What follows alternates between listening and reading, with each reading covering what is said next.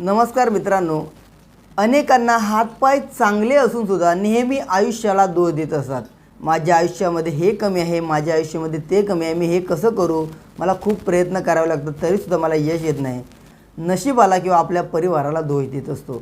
तर अशीच ही घटना आहे। ही घटना तुम्ही पाहिली की तुम्हाला सुद्धा कळले, खरोखरच ज्यांचे हातपाय चांगले असून सुद्धा ते आयुष्याला दोष देतात त्या लोकांनी यापासून काहीतरी शिकलं पाहिजे।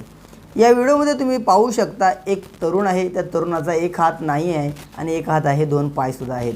आणि हा तरुण वाळू सिमेंट मिक्स करण्याचा एक जर मिक्सर असतो, त्या मिक्सरमध्ये तो जो सिमेंटचा माल बनवला जातो तो माल एका बादलीमध्ये घेतो आणि ती बादली आपल्या खांद्यावर घेऊन तो काम करताना पाहायला भेटतोय।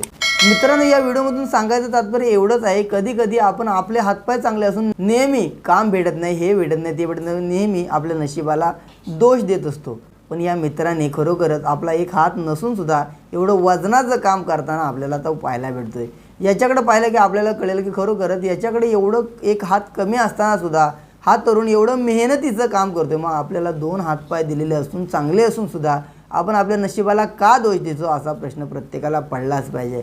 आणि आपण सुद्धा याच्यातून काहीतरी मोटिवेशन घेऊन आपण आपले हातपाय चांगले असून कोणतंही काम करायला लाजायला नाही पाहिजे।